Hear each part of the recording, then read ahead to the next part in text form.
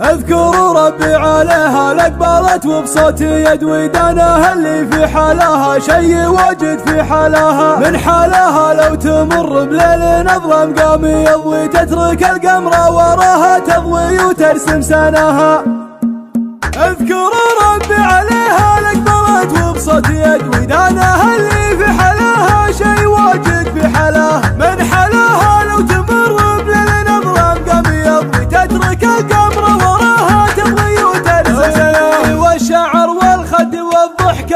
استوديو شموع الأفراح لتنفيذ الشيلات والزفات.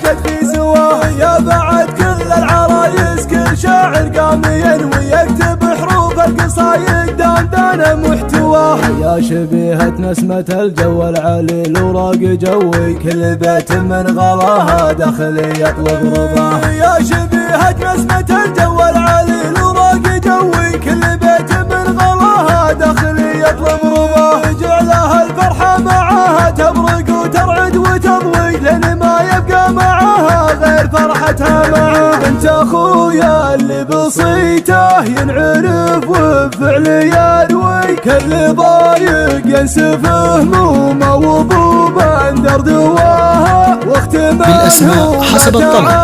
متخصصون في سحب الموسيقى. للطلب او الاستفسار التواصل على الرقم 0096 6 5 3 2 2 3 0 4 0 1. استوديو شموع الأفراح. يا عسى الفرحة معاها تبرق وترعد وتضوي لين ما يبقى معاها غير فرحتها معاها لين ما يبقى معاها غير فرحتها معاها. اذكر ربي عليها لقبلت وبصوت يد ودانها اللي في حلاها شي واجد في حلاها من حلاها لو تمر بليل نظلم قام يضوي تترك القمر وراها تضوي وترسم. والشعر والخد والضحكة ورمش حيل يغوي والدلع والحزن فيها ما يتواجد في سواه. يا بعد كل العرايس كل شاعر قام ينوي يكتب حروف القصايد دندن محتواه. يا شبيهة نسمة الجو العليل وراق جوي كل بيت من غلاها داخل يطلب رضاه. يا شبيهة نسمة الجو العليل وراق جوي كل بيت من غلاها داخل يطلب رضاه. جعلها الفرحة معاها بالاسماء حسب الطلب. متخصصون في سحب الموسيقى. للطلب او الاستفسار التواصل على الرقم 0096 6 5 3 2 2 3 0 4 0 1.